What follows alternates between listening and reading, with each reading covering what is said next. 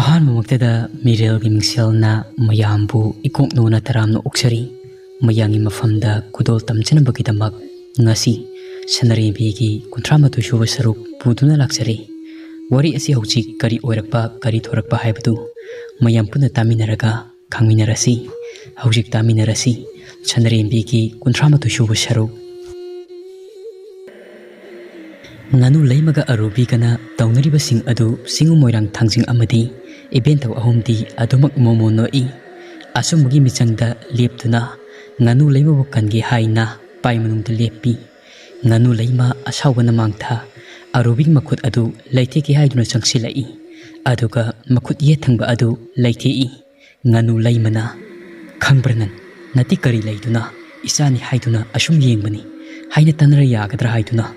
Nang yamne henjilakadori aduna nangi napalase thudik hawtaba yadi nganu laimana makut adu laithekpa aduda arubi laiba yadri saina khangba ngamdri arubi na lairani hingdoi saruk sanali phangsi lawraga punsi si hawdokpa yarabani ima nang yetpase okhakpa yetidako mi khwaiga manadi nganu laimana suwo nomo hotnaba kallo amaibi origa sudrapadi nayado katho thadagi kasu hairoi Suningdi wadana nungai ningi kadai sanalik phangdo mi khangna dringai asida event ayang leimagi ngaksamda season ki tawngambi nangna matang asida kaidong dangam halloi nangna lai kuchangbi tawna nakut changi khalibado thangsang ama pairaga haidpa ngambi yantapa ngambi ni asi hairaga amai bi nganu laimana akanba sapu amaga loinana laktuna illi makut adu laithekli aduga sanalik phang adu mulle hek munbaga Ayang Laima imagi ngaksamda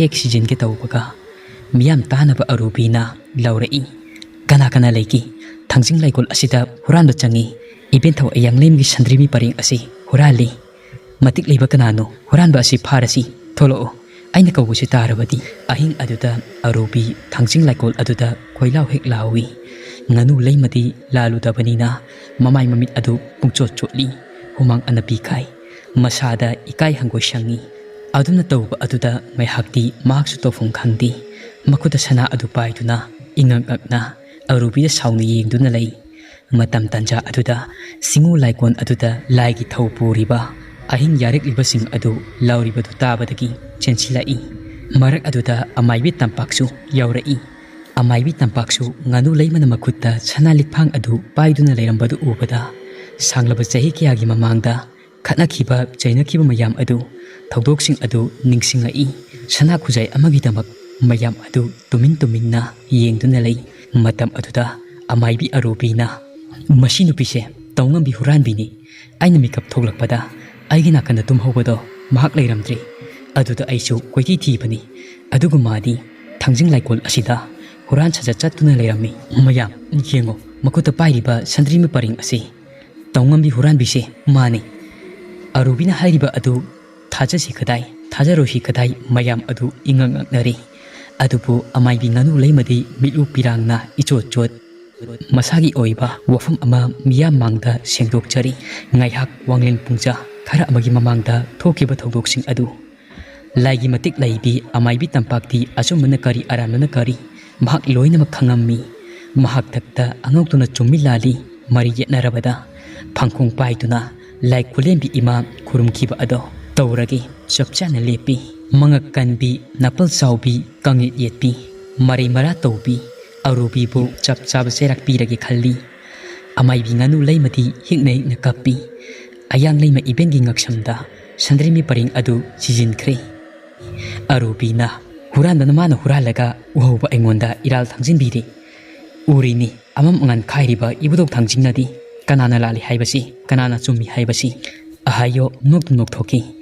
Ima nganu laima toksinabi yamna hayi kige mi yam mamangda khara kapsil loksinaraga aibu sei thanglaga achumba sakpi yaroi nakuta pairiba sandrimi paring ado mayam uhorabani nangna pairibado santhori natti khangidana amaibi tampakna yaresi mahakna ngangliba maikei animaktegi ai loina tari adubu hojikti achum aran thidoknaba lai khulembi ima taiba tai amaibi arubina Kaigi lai kulembino tainingai matangbu yauribro masida imasu urisiti samumit ani aduna adugu mayamsu loinamak uriban Ima laimagi khutta sandrimi paring ase pairamlibasi asina mayek singna taknabani kaidogi wa koithoklodoino us arembada matam mangnaba huranbi senglabani kaidobagino wa makha taninga yaurisi noina hainingni sibu aina huralisiro hurandaba aidi makhoi mi taigira lai taigira ai isadi yawfam thoktena khalli aina kari tawtana isabu amuk huranbi nati amuk sengdoklodoiba ima tampak naraibakto ingba sabri yengo ai lairambagi natro sandrimi paring ase manghodribase amaibi tampak machin kanbi arubigi mataw adu yamna songninglammi aduga asumna hairei ngai hakta ngairi achumbado thangadaba kanana chummi kanana lali haibado nangno hurali aina haikiba laiti laigi wayel jingba tare amaibi arubina adudi nogi apamani ayafum thokte khalli kaidobagino ayawruduibo aidi chachakhragi tada silungba ai ngasidagi thangjing harauba yaujararoigi amaibi tampakna ngaiko nang chatkiba yaro lai taibasi nangsu yaukhigadabani mi amabu hurali haiduna pauthokpa nangina tiknati nangondigi hana numitha ubasi aikhoina hali haibasi nang khangdrabra nangna mi amabu maral thangjilamdaga nathaiduna chatkibadi yaroi amaibi arubi mihul sudri tampakna hairibadu tabada mahaksu khangi lai taiba haibasi araiba nati haiba aduna fana leithoknaba hotnarabasu matang adudadi yadri maya marang adudagi nanthoktuna chengi haibasu mak pambai leitri nongsu nganthorakli amaibi maya ama laigi thoguloi kaya ama phamnaiba kaya ama thangjing laikol aduda tillari pena khongba maiba loinamak tilli aduga ibudo moirang thangjing paloi tambabu taiba haugadori arubina mapukningda ningi ai sanalik phang ado lawbu matamda ayang leima imagi mafamda haijiraga lawki a haijiraga lona lawbabu huranba chingbrani huranba chingdeda adubu imang anu leimana aigi lambi asida ayatpa oirabanina mana ingunda huranbi mingthol pirabanina aishu tangai fadana mingthol adu pamdabanina huranbi haibado manguna tahanbani kige miya mamangda choptoi saruk ai isana oina kanjabana phai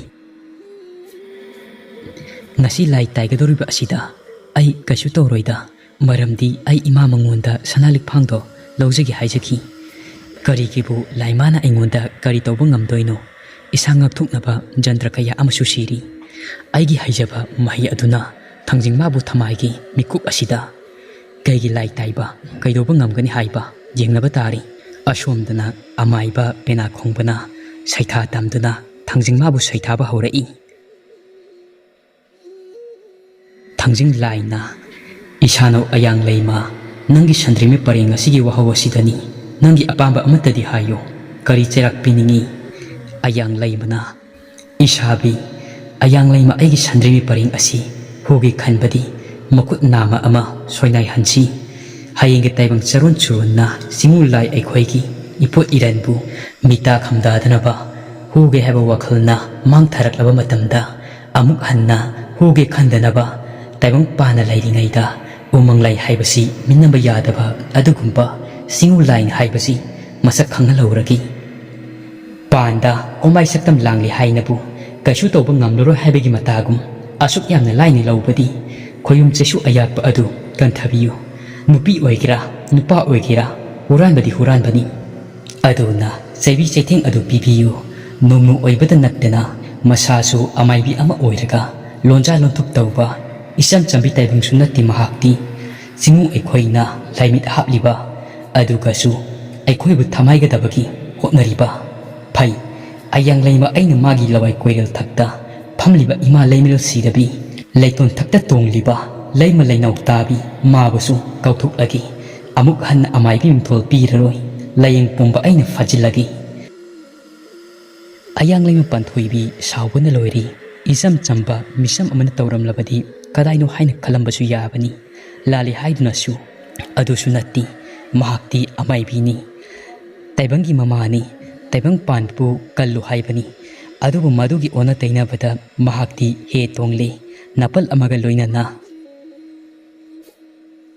ibudok thangjing lai adu taiba hobada thangjing laikol adu maigai mari adu nong khakpa horai nonglei nukse setpa horai ayang lay ma imagi matik khangal lagi matagum amai bi arubi gi mitmangda leplari akibagi saktam oina mahakaktani uhalamba kanamatagi mamitta uhalamdi ayang layma kajing ama up mamai aduna komai pan makutana sarik chomjau pai makokta fi angongpa amakup sarik adu kana khingba horai ayang layma imagi komai adu mamit manaton amata pandi sit nali haksangna taibang oi sarik chomjau kanne khinglaga laiba adu amai bi arubi su uri mahaki mamitta uri madu ubada mahak kiba horai ayang layma imana hai hai taibang inungai chawdabi nangna aibu komai ni tatana haibadi yangjaro law umang lai aikhoigi sapan thongbu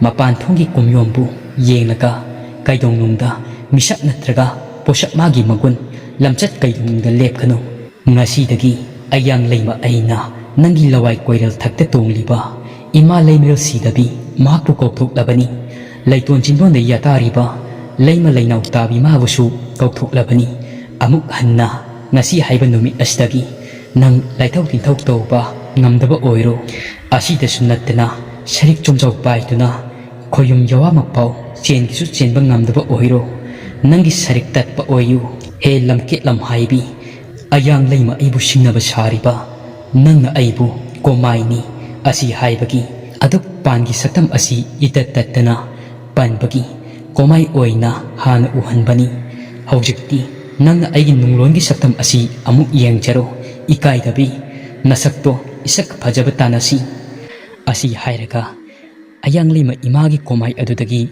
phajagraba saktam amada ontorai samlang nadi ningdu yai ayang layma imana komai sakpan thong oirambadagi phajagraba nupi amagi saktamda ondorakpa adudadi amaibi arubi pungak ngakri masa adu kiba pakatpa kaya amana thak thangni i ayang layma imana amuk asumna makha tana hairi kari thoina nangna wangang khuding komai haiduna piban pabal libano lamgi sanmasi sangbani kauganu aduga atiba san wairak saru phangbani napalai hakpa napulai arubabu thausawa sadraga kaidong nungda chokhatpa yaroi ngasi nangi aroiba laimit pangba aroiba numitni aigi saktam asi mun yengjahoro ikai khangdabi amaibi arubi mahaki mamit aduda kanamata ukhidri ayang layma ima khakta uri mamit adu atopa taibang pan amada leibadawna tawri ayang layma imana mahakpu warakadawri haiba mahak khangli matat haibi arubina asumna amuk hairai ima ai lale nacha lale ima matung manaw nasa asigumba aranba fattaba thabakse tawjaroigi ima nasagi khanthawdaba mikuk amada thokhibani ima nachadi amaibi oiraga hingnaba lambi thiribani ima aigi sakhumai mulhanbiganu ima matam aduda lai kulembi imasu makuta langcha wen kati ama pai nuksit akan masapu amaga loinana thangjing laikol aduda thunglari lai kulembi imasu komai amagi saktam oi amaibi arubi mitmangda leplari amaibi arubi lai kulembi ubada thak thakni i wayal kati thanggadawri khallubada lai kulembi imana ayang layma imabu yenglaga asumna hairi khoinau ita nungsibi nahan makai ita idairem aigi khongang achauba langol chingni napum oi lamlen lamdam lam nungsi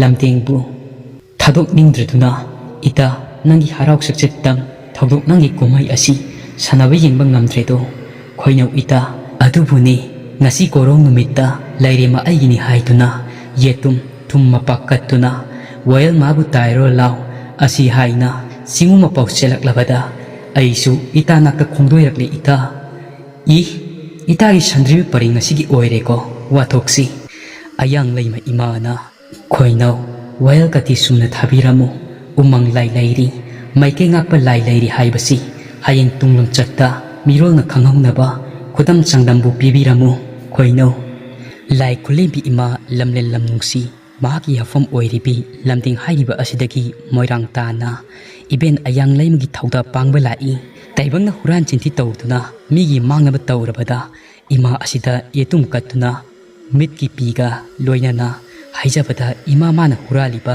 misak adu migi mapot maranda mita khamdaba misak adu waraktana tokti.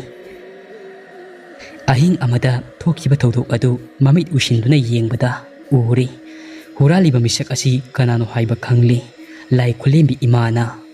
Kaya ada ngamliba amai binone nangbo. Napunsido mithoi mihenjok tamduna nongtamba mana tambiraga. Aduga nangna madugi ona tainabada. Hai warak tabi lamket lamaibi. Lindaubi kumgi hangoi mitokbi. Nangnasu khoinau magi sandrimi paring asi huralaga. Lanjataba taibang nongnu oibi amada. Maran pisinba khangloidrado. Nang nasidi nangin nakut nama adu.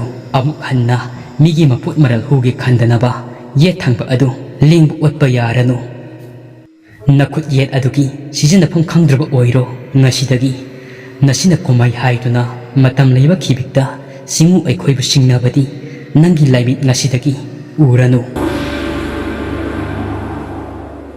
Amaibi arubi kapahaurai. Nati ima adumna taubinu. Nasabu nungsibiyu ima. Kaidauraga sagani. Nasana amaibi oiraga imung puribani. Nasabu aduk henthana taubiganu ima. Nasa lanjari. Asi haiduna arubi hikna kappi. Ayang laima imana. Mado nangi wafamni. Nangi tu oiba. Nasana nasa kaidoba yagi haibado. Chanaba sinpam ama tijaro. Amaibi hairiba sinpam asida nangi chanadri. Sungchan hek chanadri. Nangbu aina kak thajararoi. Ngasina aigidi hayengna kanagi karamba laibungda. Aduna ngasi haiba asina nangi aroiba numit oiro. Sara hendanaba nasung namanaba singna suribagum nangju suru karam saubi. Asi hairamlaga ayang lima ima adu lai kulimbi ima adu makoi ani uramba adu amuk hanna ukhidri masek mangal oina adumak mangkri. Mahakna tawsarubana thangjing laikol adugi akoibada lairiba miyam aduda loinamak amuk urakli. Ngasai makhaidi mahak taibangpan amada singung oibana lising oiduna pururi. Thangjing laikol adu isuk-suk imang-mang mangal machet amata udi. Amaibi nganu laimasu hikna kappi. Thangjing mabu chetna thongniri. Pirang nadis chadum ngasi phauba ai singchara ama chaningai leiti haiduna kanamatigi mafamdagi nijaraktri. Migi maput maral huge haibasu nasa aidi khandri. Charaga chai lairaga lai laitraga laiti. Adubu ngasidi nasabu kege miyama mangda huranbini haiduna mingthol piba asidi he ibudong moirang thangjing angau charai phida amuba machu chusinbagum thoklagani. Nasa agi kokpa ngamluroidaba machu asidi ibudo ngak natana taibangpan asida kokpinaba laiti. He ibudo koire lai namom aibu nungsibirabadi thaugal miting tangjumbabu yengthabirau. Asi haiduna amaibi nganu laima hikna kappi. Kankraba nungsit aduna uru laisilaga thangjing laimang aduda akanba sauma amaga loinana sitpa horai. Thangjing laikol nung aduda tiliba miyam adu thak ni i. Ngasigi asigumba thaudo asi mamangda khak thoktri. Arubidi kibada masa adu thak ni i. Singu magi wild kati adu thaba hodringaida maibi arubi machildagi ahoba khonjel amaga loinana miyam adu tanaba asumna laurai. Mani aina sinba ngaktani lalibadi aini ima nganu laiman huran binati. Iben thau ayang laimagi likfang ado aina hubani imana nati. Asi haiduna mahak hikna kappi aduga amuk makha tarai. Aigi khuttagi munkhibani imana lik ado iben thauda hek sijenbaga aina imabu huranbini haiduna paukthokibani. Amaibi arubina hairibasing adu thangjing laikol aduda lairiba miyam pumba adu loinamak tari. Ninfung ngangnarei. Amaibi arubi nganu laimagi makhong khada chensilai. Aduga makhong adu paiduna lale haijarami. Amaibi arubi hikna kappi. Nasa lali ima amuk hanna nacha asigumba thabakse tawjaroigi. Iben thau ayang laimagi khuttagi nasa oibi aibu amukta kanbiyo. Nganu laimana mamitadi pina pungchotna asumna hairei. Isa nalale hairabanina nama oibi aina ngakpirabani. Nganu laimana adumna haibata ngairi.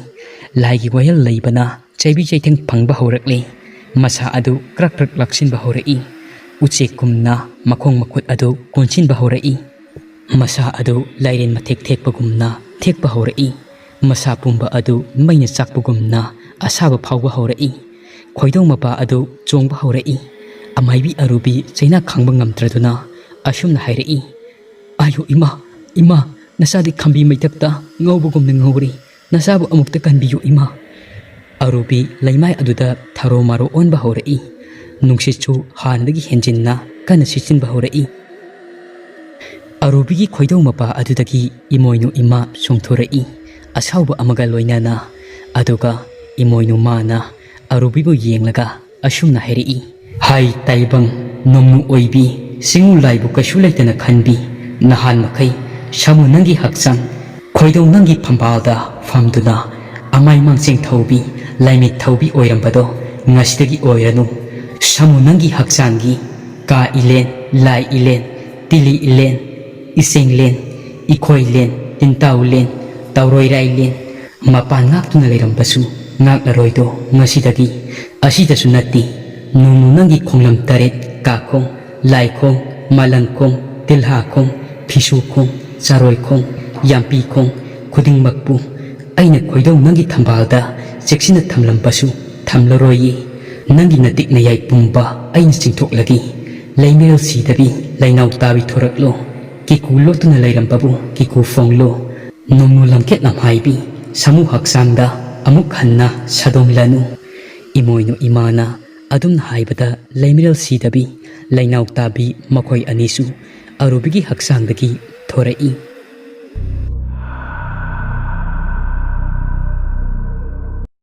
Wari asiki kunthramatu shuba saruk matang hasna loisari. Wari asi patoksaba matamda soikhilan kiba yaurabasu mayamna ngakpiyu. Asiki iroinana wari asiki maka kari karam torokadaba haibadu mayam punna ngaiminasi.